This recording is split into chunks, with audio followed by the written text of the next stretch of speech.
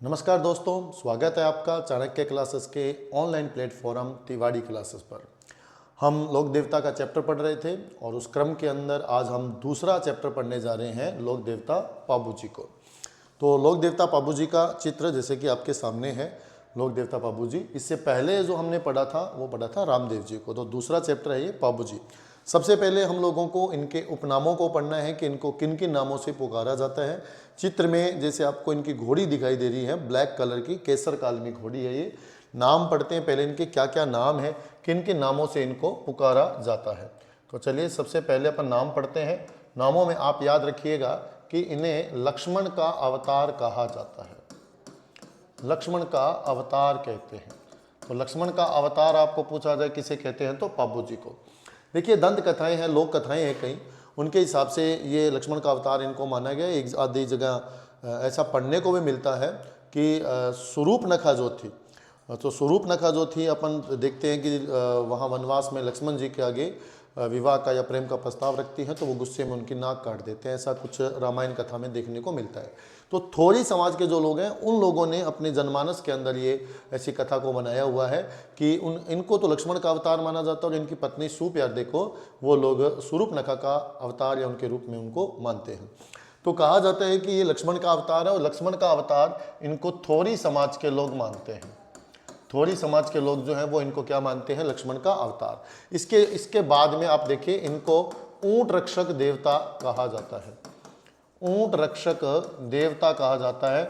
ऊंट रक्षक देवता इनको रायका या रेबारी समाज के लोग मानते हैं। रायका या रेबारी समाज के जो लोग हैं, आप ध्यान रखेंगे मित्रों, वो इनको क्या मानते हैं, ऊंट रक्षक देवता मानते हैं। कहते हैं कि मारवाड़ में सबसे पहले ऊंट लेकर के ही कौन आए थे, लेकर आए थे पाबू जी अपनी भतीजी को दहेज में देने के लिए। और बाद में इन्होंने ऊंट पालने की जिम्मेदारी रायका या रेबारी समाज के लोगों को सौंप दी थी और उसके बाद में वही प्रॉपर रूप से ऊंट पालक का काम करते हैं। चलिए आगे, इसके बाद में हम देखें तो इनको प्लेग रक्षक देवता कहा जाता है। प्लेग रक्षक देवता कहा जाता है। तो प्लेग रक्षक देवता आपको पूछा जाए किन्हें कहा जाता है तो प्लेग रक्षा देवता आप बताएंगे पाबू जी को कहते हैं। प्लेग एक महामारी है, आपने पढ़ा होगा कि ये चूहों से फैलती है। तो चूहों से फैलने वाली इस बीमारी के लिए राजस्थान के आम जन जो लोग हैं उन्होंने क्या किया था, पाबू जी की ओट ली थी, पाबू जी की पूजा की थी। तो पाबू जी की पूजा की तो उनकी वो महामारी ठीक होगी, इसलिए प्लेग रक्षक देवता के रूप में भी इनको पूजा जाता है। इसके अलावा आप लिखेंगे कि इनको हाड़ फाड़ देवता बोला जाता है।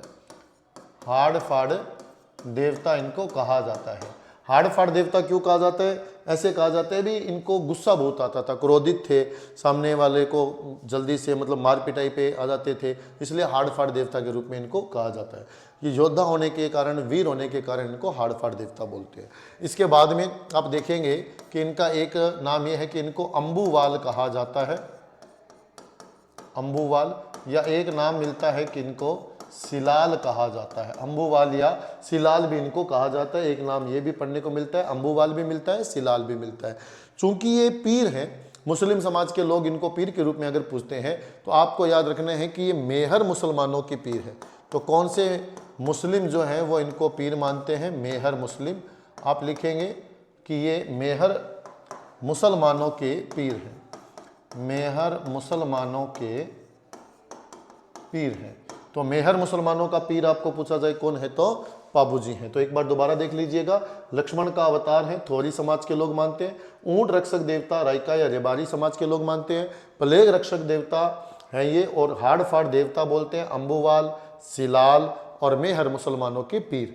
ऐसा नाम आए तो ये सारे उपनाम किसके हैं, पाबू जी के हैं। चलिए आगे देखते हैं इनके और क्या क्या खास बातें हैं।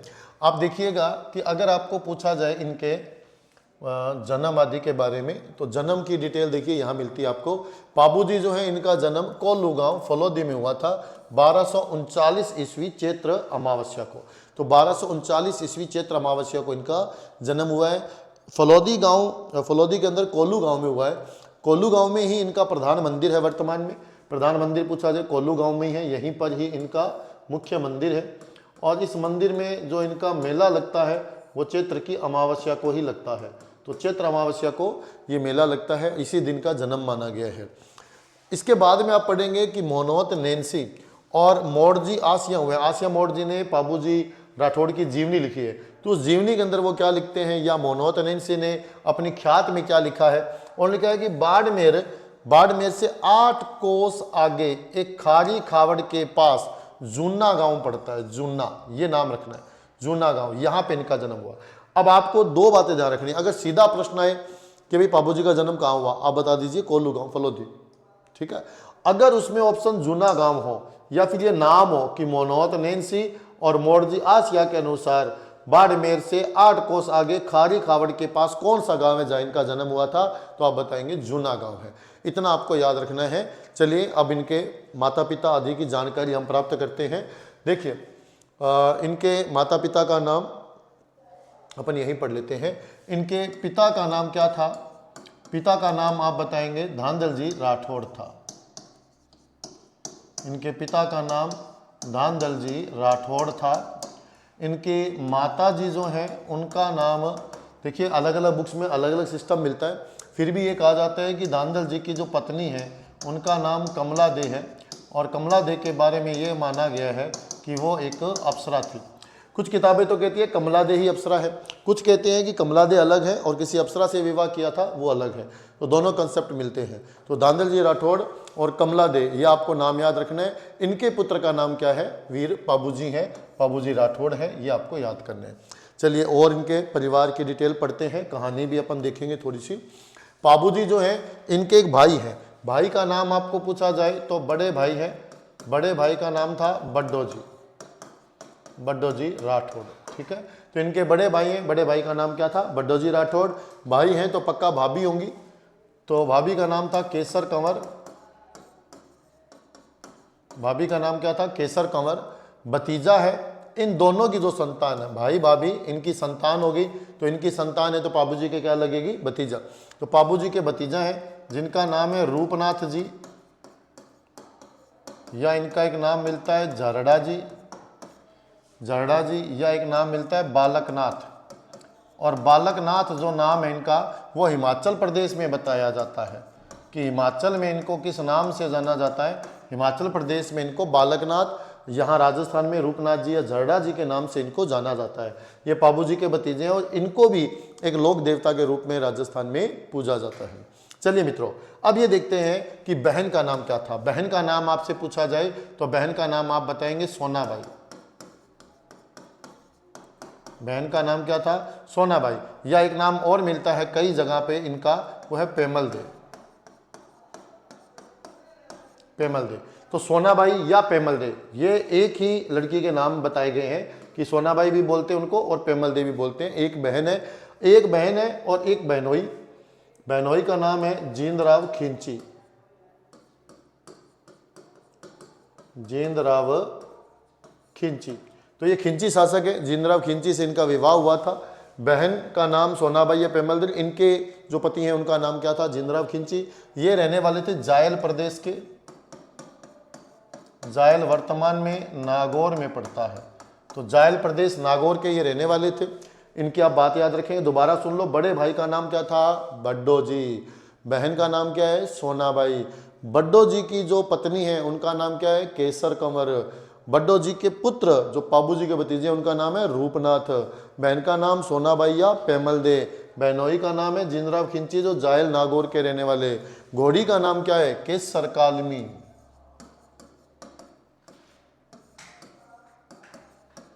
केसर कालमी कहते हैं, केसर कालमी घोड़ी जो है ये इन्होंने देवल चारनी से प्राप्त की थी।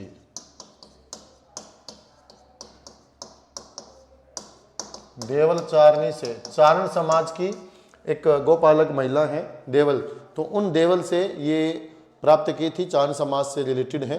देवल जी से इन्होंने केसर कालमी घोड़ी प्राप्त की थी, ऐसा कहा जाता है अपने विवाह के अंदर। गुरु का नाम पूछा जाए तो गुरु का नाम आप बताएंगे, गुरु का नाम था समर्थ भारती। बाबूजी के गुरु का नाम बताया जाता है समर्थ भारती। तो दोबारा देख लीजिएगा, सारा सिस्टम आप स्क्रीनशॉट ले सकते हैं, आप इसको समझिएगा। परिवार की डिटेल, जब किसी भी लोक देवता को आप पढ़ते हैं उनकी पारिवारिक डिटेल जो है वो आपको याद होनी चाहिए। उनका जन्म, उनका मेला, उनका मंदिर और उनके पारिवारिक डिटेल, उनका वाहन, पत्नी का नाम, इन पे प्रश्न बनता है ज़्यादातर गुरु के नाम पे। तो रामदेव जी के गुरु पूछा जाए तो आप क्या नाम बताओगे? रामदेव जी गुरु बालीनाथ थे। बाबू जी के गुरु पूछा जाए क्या नाम था, तो आप बताएंगे समर्थ भारती है। ये सारी जानकारी आपको यहाँ पे याद करनी है। चलिए इसके बाद में अपने देखते हैं इनसे रिलेटेड क्या और कथा मिलती है, कहानी मिलती है। कहते हैं कि धांधल जी राठौड़ जो थे उनका विवाह कमला देवी से हुआ था, और कुछ किताबें कहती हैं कि वो एक अप्सरा है। ये भी कहा जाता है कि जब शादी जब हुई थी तो उस समय कहते हैं कि जब पाबूजी का विवाह हो रहा था तो पाबूजी के विवाह के समय ये एक घोड़ी की आवश्यकता पड़ी थी इनको, क्योंकि जब अपने यहाँ पे दूल्हा जो होता है वो तोरण मारने जाता है, तो तोरण मारने जाता है तो इनकी जो शादी हुई, इनकी पत्नी का नाम था सुप्यार दे। अपन ने शायद पीछे पढ़ा होगा, पत्नी का नाम आया नहीं शायद, बहनोई घोड़ी, बाबूजी की पत्नी का नाम नहीं आया, दोबारा देख लेते हैं।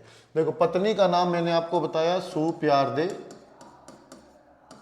या फूलम दे। तो ये सुप्यार दे या फूलम दे है, ये रहने वाली थी अमरकोट के। अमरकोट वर्तमान में पाकिस्तान में है, और ये डॉटर ऑफ मतलब किसकी बेटी हैं, तो आप इसमें लिखेंगे कि ये सूरजमल सोडा की पुत्री थी। तो अमरकोट के शासक सूरजमल सोडा की ये पुत्री थी।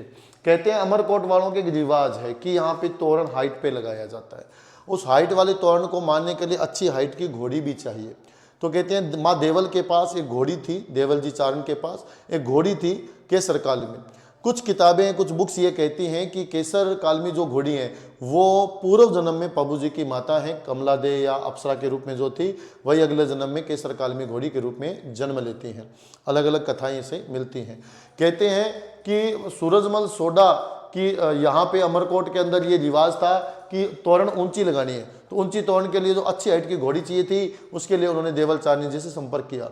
देवल चारनी ने उनको अश्व देते हुए ये कहा, एक वचन मांगा था कि आप मुझे वचन दीजिए कि अगर मुझे इस घोड़ी की आवश्यकता पड़ेगी तो मैं वापस इस घोड़ी को प्राप्त कर लूँगी, और आप जिस हालत में होंगे वो घोड़ी आपको देनी पड़ेगी। तो पाबूजी ने वचन दे दिया। कहते हैं पाबूजी के साथ उनके बहनोई जिंदराव खिंची भी गया हुआ था। जिंदराव खिंची के मन में लालच आता है कि इस घोड़ी को अपने रख लेंगे, और जब देवल चारनी जी मांगेंगे तो मना कर देंगे। परंतु इस बात से पाबूजी सहमत नहीं थे। पाबूजी ने बोला कि अगर अपन मांग के ला रहे हैं तो अपने को वापस भी देनी चाहिए इसको, जब जरूरत पड़ेगी तो ये वापस ले जाएंगे। तो पाबूजी और इनके जो बहनोई थे जिंदराव खिंची, इनके बीच में वाक युद्ध होता है। वाक युद्ध मतलब वार्तालाप का युद्ध होता है। तो उसके अंदर जिंदराव खिंची नाराज हो जाते हैं और वो विवाह में आने से मना कर देते हैं।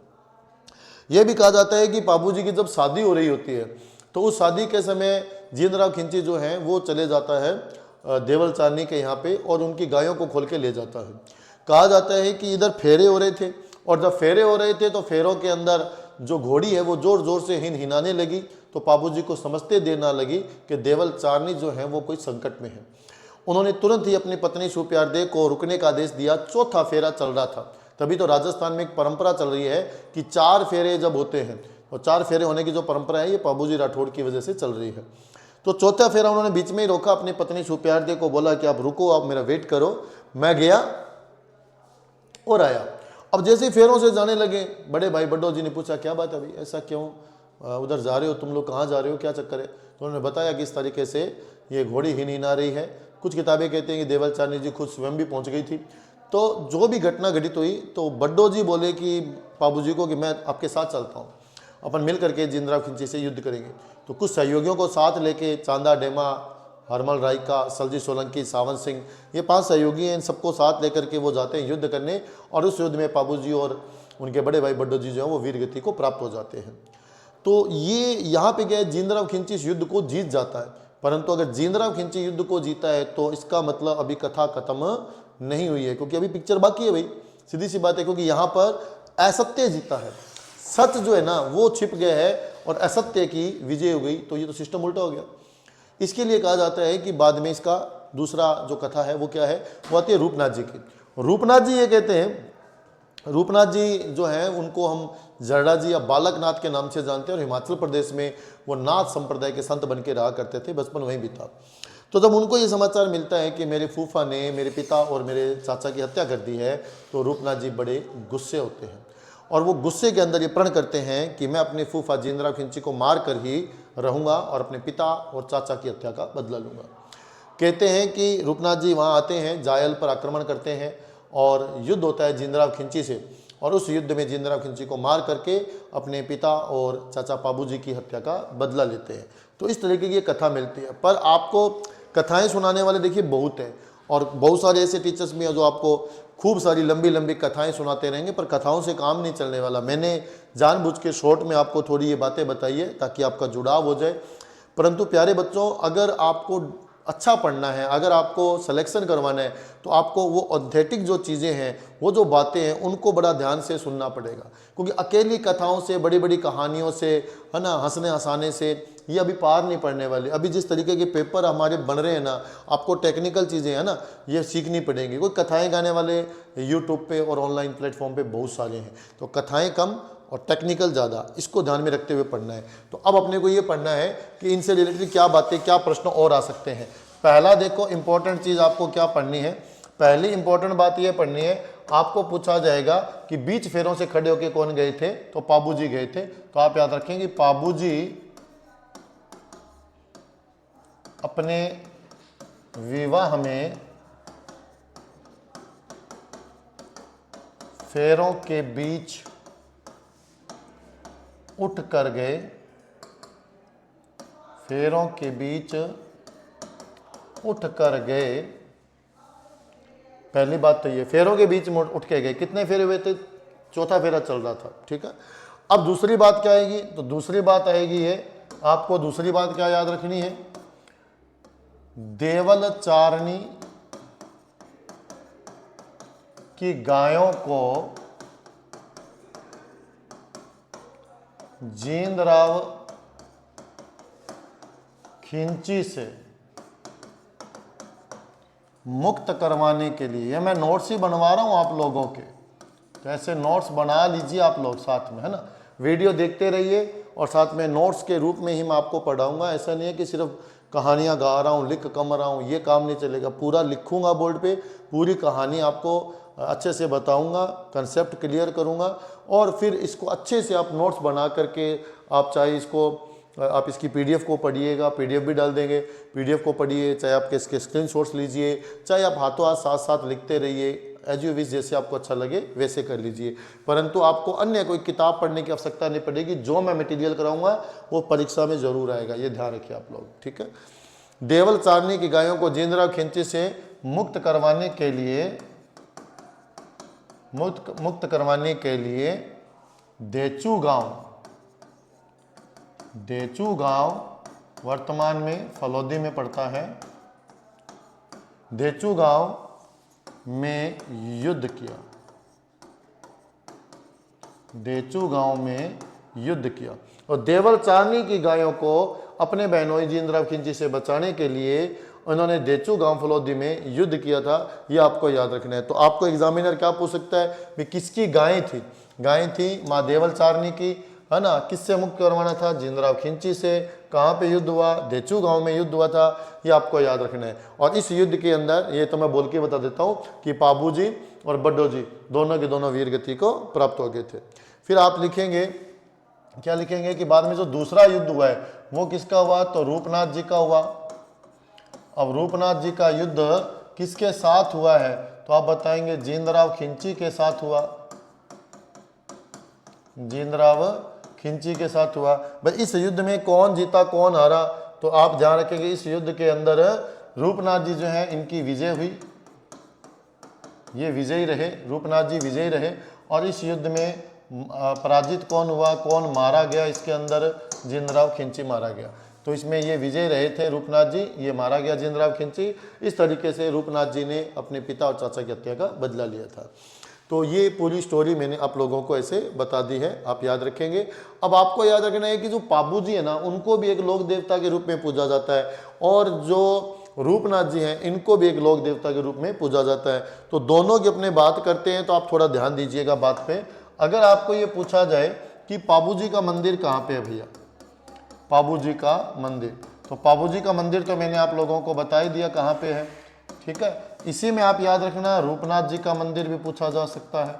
तो दोनों को मैं एक साथ ही पढ़ा रहा हूँ। रूपनाथ जी का मंदिर कहाँ पे है ऐसे भी पूछा जा सकता है, ठीक है। तो दोनों चाचा और भतीजा दोनों को देवता के रूप में पूजा जाता है। चाचा का नाम है पाबूजी, भतीजा है रूपनाथ जी। जैसे चाचा भतीजा की जोड़ी आप डूंग जी और जवाहर जी की पढ़ते हैं, वैसे ही पाबूजी और रूपनाथ जी हैं, परंतु इनकी जोड़ी नहीं कह सकते, क्योंकि पाबूजी एक्सपायर हुए तो उसके बाद में रूपनाथ जी आए, है ना, ये आपको ध्यान रखना है। तो अब यहाँ क्या पढ़ना है कि पाबूजी का मंदिर कहाँ है? पाबूजी का मंदिर है कोल्लू गाँव में। कोल्लू गाँव कहाँ पे है? फलोदी में। और इनके यहाँ पे मेला कब लगता है? तो आप लिखेंगे चैत्र अमावस्या, चैत्र की अमावस्या, ठीक है, ये आपको ध्यान रखना है। पर आपको पूछा जाए रूपनाथ जी का मंदिर, भाई रूपनाथ जी का मंदिर कहाँ पे बताएंगे आप? रूपनाथ जी का मंदिर कोल्लू गाँव में ही है, इनका भी कोल्लू गाँव फलोदी में, परंतु इनके दो मंदिर हैं भाई। एक मंदिर रूपनाथ जी का है, एक मंदिर ये पाबूजी का है। कोल्लू गांव में दो मंदिर हो गए, एक रूपनाथ जी का, एक पाबूजी का। परंतु रूपनाथ जी का एक अन्य मंदिर और है प्यारे मित्रों, वो आपको ध्यान में रखना है। तो बच्चों यहाँ देखना दूसरा मंदिर कहाँ पे है? दूसरा मंदिर है इनका सिंभूदड़ा नामक स्थान पर। सिंभूदड़ा, सिंभूदड़ा कहाँ पे पड़ता है? तो आप बताएंगे बीकानेर में है। सिंभूदड़ा कहाँ पे बताएंगे आप? बीकानेर में है। सिंभूदड़ा नामक स्थान पर आपको याद रखना इनका मंदिर है, और सिंभूदड़ा नामक स्थान पर स्थान है कहाँ पे? बीकानेर में। और रूपनाथ जी के मंदिर आ जाए दो बताओगे, कोल्लू फलोदी, सिंभूदड़ा बीकानेर। और अगर आ जाए पाबूजी का तो आप चाहे एक ही याद रखो, कोल्लू गांव फलोदी, यानी कोल्लू में दोनों का मंदिर है, ये आपको दिमाग में रखना है। एक इंपॉर्टेंट मैं नोट्स आपको बता रहा हूँ, वो थोड़ा ध्यान से सुन लीजिएगा। अगर आपको ये प्रश्न आ जाए कि जो सिंभूदड़ा है ये और क्या चीज़ है, आप थोड़ा ध्यान दीजिएगा। सिंभूदड़ा क्या चीज़ है कि सिंभूदड़ा एक ग्रंथ का नाम भी है। सिंभूदड़ा नामक एक ग्रंथ भी है, सिंभूदड़ा नामक एक ग्रंथ भी है। और ये सिंभूदड़ा जो ग्रंथ है इसके रचनाकार कौन थे? जसनाथ जी। जसनाथ जी, जसनाथ जी वही हैं जो कतरिया के अंदर जिनकी पीठ है, जसनाथी संप्रदाय से जो रिलेटेड है, उन जसनाथ जी के ग्रंथ का नाम भी सिंभूदड़ा है। यानी मैंने कंपेयर करके थोड़ा लिखवाया है, आपको ध्यान से समझ लेना कंसेप्ट को।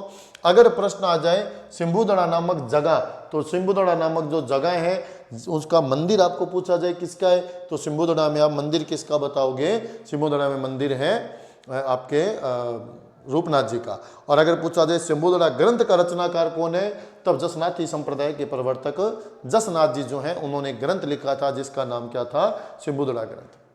तो प्यारे मित्रों इस चीज़ को आप याद रखेंगे, अलग अलग अंतर ये कर लेना। अपन आगे चलते हैं, इतनी बात आपके समझ में आ गई होगी। चलिए अब देखते हैं कि जो पाबूजी हैं उनसे रिलेटेड और क्या प्रश्न बनता है। प्रश्न बनता है पाबूजी की फड़ के ऊपर। आपको पूछा जाएगा कि पाबूजी की फड़ जो है इससे रिलेटेड प्रश्न बताइए। तो पाबूजी की फड़ से रिलेटेड क्या क्या बातें याद रखनी है? फड़ मैं आपको बता चुका हूं पहले, एक बड़ा पर्दा होता है जैसे आपके सामने दिखाई दे रहा है, इसके ऊपर देवी देवता से रिलेटेड चित्र बने होते हैं, उनकी पूरी जीवनी को ये उकेरा गया होता है, उनकी पूरी स्टोरी की कहाँ कहाँ उन्होंने किस किस प्रकार के चमत्कार उन्होंने दिखाए हैं। अब आपको क्या याद रखना है कि पाबूजी की फड़ जो है ये बनाई कहाँ पे जाती है? तो बनाई जाती है ये शाहपुरा में, शाहपुरा में इसको बनाया जाता है। पाबूजी की फड़ शाहपुरा में बनाई गई। अब पाबूजी की फड़ का चित्रकार कौन? पहली बात आएगी भी इसका चित्रकार कौन है, फिर आपको पूछा जाएगा भी वाचन कौन करता है, फिर आपको पूछा जाएगा कि वाद्य यंत्र कौन सा इस्तेमाल किया जाता है। इस तरीके से 3 प्रश्न तो आपको हर बार पढ़ने ही पढ़ने हैं। अब आपको क्या याद रखना है? तो देखिए पहली बात क्या आई, चित्रकार कौन है? चित्रकार आप बताएंगे धूल जी चित्तेरा। धूल जी चित्तेरा जो है वो इसके चित्रकार हैं। फिर आएगा वाचन कौन करता है? तो आप बताएंगे भील बोपा या नायक बोपा। भील बोपा या नायक बोपा क्या करता है? फड़ का वाचन करता है। तीसरी बात आप बताएंगे वाद्य यंत्र कौन सा होता है? मुख्य वाद्य यंत्र आप बताएंगे रावण अत्था ही है। इसमें भी मुख्य वाद्य यंत्र आप रावण अत्था बताएंगे। तो पहला है कि किसने चित्र बनाया, आप बताएंगे जी धूल जी चित्तेरा ने। दूसरा प्रश्न आया कि वाचन कौन करता है? भील बोपा या नायक बोपा करता है। फिर आएगा वाद्य यंत्र कौन सा होता है? रावण अत्था होता है। तो इसको 3 प्रश्न फड़ पे हर बार आएगा। पहला तो ये कह सकते हो कहाँ बनाई जाती है? शाहपुरा में। दूसरी बात आएगी चित्रकार कौन था? धूल जी चित्तेरा। आप इसको ऐसे याद कर सकते हो कि पाबूजी हैं ऊंट रक्षक देवता, ऊंट चलते हैं टिब्बों में, और टिब्बों में जब ऊंट चलते हैं तो उड़ती है धूल, इससे बंदा याद रखना धूलजी चित्तेरा। ठीक है।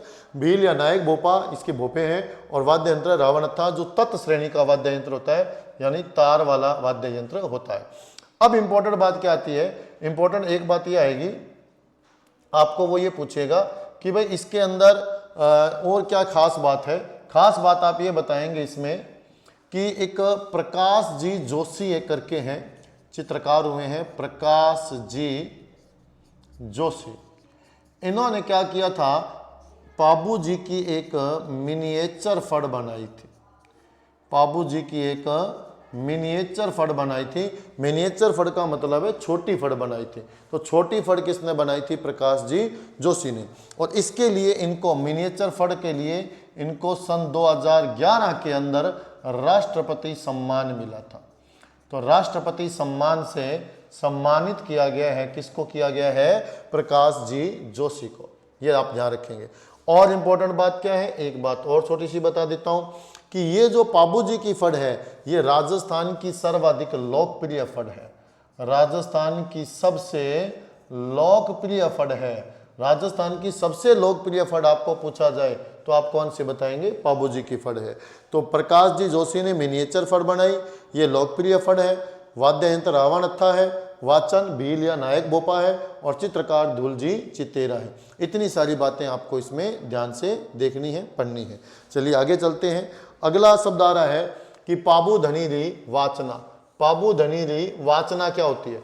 अगर ये सब देखो है तो सबके सब पाबू जी की कथा सुनाने का, उनके भजन सुनाने का तरीका है, परंतु आपको ये पूछा जाए कि पाबू धनीरी वाचना कौन गाता है, क्या चीजें हैं, तो उसको आपको ध्यान में देखना है। तो पाबू धनीरी वाचना, इसका वाचन कौन करता है, तो आपको याद रखना है थोरी जाति का भोपा करेगा।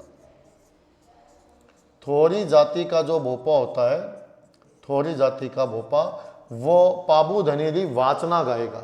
इसको गाने के लिए जिस वाद्य यंत्र का प्रयोग करेगा, आपकी स्क्रीन पे ये दिखाई दे रहा है। ये वाद्य यंत्र कौन सा है, ये वाद्य यंत्र है सारंगी। कौन सा वाद्य यंत्र है, सारंगी। तो सारंगी ये वाद्य यंत्र है, जैसे कि आपको इसमें दिखाई दे रहा है कि इसके अंदर बहुत सारी तारें लगी हुई हैं, बहुत सारी तार आपको इसमें दिखाई दे रही है। ये तारें हैं इसके अंदर। तो ये जो तारें हैं इनकी संख्या 27 मानी गई है। ये जो सारंगी वाद्य यंत्र होता है, इसमें तारों की संख्या आप कितनी बताएंगे, 27। तो 27 तार होती है इसके अंदर। तो सारंगी 27 तार वाला वाद्य यंत्र है, इसीलिए अपन इसकी श्रेणी कौन सी बताएंगे, सारंगी की तत् श्रेणी होती है। तो सारंगी वाद्य यंत्र 27 तार वाला तत् वाद्य यंत्रों में सर्वश्रेष्ठ वाद्य यंत्र माना जाता है, जिसको हम वाद्य यंत्रों के टॉपिक में आगे भी पढ़ेंगे। अब आप क्या याद रखेंगे कि पाबू धनीरी वाचना आ गया तो थोरी जाति का भोपा करेगा, सारंगी वाद्य यंत्र से पाबू जी के भजन गाएगा। चलिए आगे देखते हैं। आगे आ गया कि पाबू धनी के, पाबू जी के पावड़े, पाबू जी के पावड़े गाए जाएंगे। पावड़े या पवाड़े बोला जाता है। ये कौन गाता है, तो पहले तो यहाँ पे आपको एक वाद्य यंत्र दिखाई दे रहा होगा। ये एक मटका है जिसमें यहाँ पे मुख पे आप देखिएगा चमड़ा चढ़ा हुआ है, और ये बड़ा सा माट है। ऐसे 2 माट लिए जाते हैं और इनको बजाया जाता है। पावड़े क्या होता है असल में, पहले तो ये देखते हैं कि पावड़े किसको बोलते हैं। किसी व्यक्ति की वीर गाथा का जो वर्णन होता है, किसी व्यक्ति की वीर गाथा का जो वर्णन गाया जाता है, उसके युद्ध कौशल को दिखाया जाता है, तो उसको वीर गाथा को क्या बोलते हैं, पावड़े या पवाड़े। वाचन कौन करता है, तो वाचन करता आप बताएंगे कि यहाँ पर रायका या रेबारी समाज के लोग हैं जो पाबू जी को ऊंट रक्षक देवता मानते हैं। तो रायका या रेबारी समाज के जो लोग हैं वो क्या करते हैं, इनकी पूजा करते हैं, इनका पावड़े गाते हैं रायका रेबारी समाज के लोग। जब ऊंट बीमार हो जाता है उनके यहाँ, तो ऊंट बीमार होता है तो वो मन्नत मांगते हैं पाबू जी से, और स्वस्थ होने पर उनकी फड़ का वाचन भी करवाते हैं। तो रायका या रेबारी समाज के द्वारा इनके पावड़े भी गाए जाते हैं। यहाँ पर जो ये वाद्य यंत्र आपको दिखाई दे रहा है, इसको माठ वाद्य यंत्र बोलते हैं। और ये जो माठ वाद्य यंत्र है, आपको पता चल रहा होगा यहाँ चमड़ा चढ़ा हुआ है, यहाँ पर चमड़ा चढ़ा हुआ है, इससे आप इसकी श्रेणी कौन सी बताएंगे, अवनद। तो अवनद श्रेणी का, चमड़े वाली श्रेणी का एक वाद्य यंत्र होता है जिसको माठ बोलते हैं, और ये पाबू जी के पावड़े में यूज किया जाता है। तो ये 3 बातें आप याद रखेंगे, दोबारा देख लो एक बार आप। अगर आ गई फड़, फड़ में वाचन करता है भील भोपा या नायक भोपा। वाद्य यंत्र है रावणत्था। अगर आ गया पाबू धनीली वाचना, तो वाचन करता है थोरी समाज का भोपा, वाद्य यंत्र है सारंगी। और अगर आ गया पाबू धनी के पावड़े, तो वाचन करता रायका रेबारी और वाद्य यंत्र है माठ अवनत श्रेणी का। तीनों में वाचन करता अलग है और तीनों में वाद्य यंत्र अलग है। ये अलग अलग ही आपको इसमें पढ़ना पड़ेगा, अलग अलग याद करना पड़ेगा। इसके बाद में देखिए पाबू जी से संबंधित कुछ ग्रंथ आ जाएंगे। तो पाबू जी से संबंधित कुछ ग्रंथों की अपन बात करते हैं कि कौन से ग्रंथ इंपॉर्टेंट इनसे रिलेटेड है। देखिए पहला ग्रंथ आप देखिएगा, पहला ग्रंथ आपको याद रखना है। इसके अंदर पहला ग्रंथ आ जाएगा पाबू प्रकाश, पाबू प्रकाश आ जाएगा। तो पाबू प्रकाश आपको पूछा जाए पाबू प्रकाश किसने लिखा है, तो आप बताएंगे मोड़जी आसिया।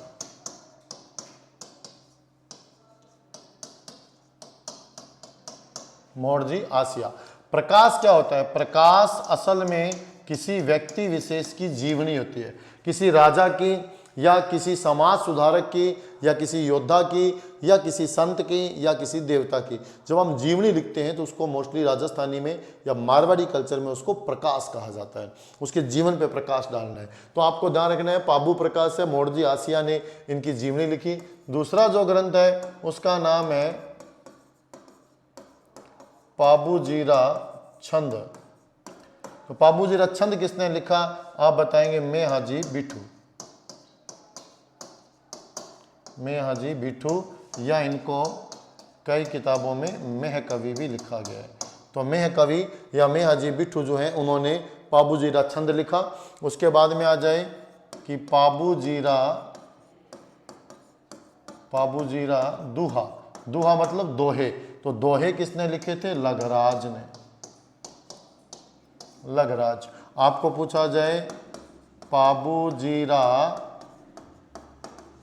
सोरठा, पाबूजीरा सोरठा। तो सोरठा पूछा जाए किसने लिखा था, तो आप बताएंगे रामनाथ कविया, रामनाथ कविया। अगर प्रश्न आ जाए पाबूजीरी बाता या पाबूजीरी बात, तो ये रानी लक्ष्मी कुमारी चुड़ावत ने लिखा था,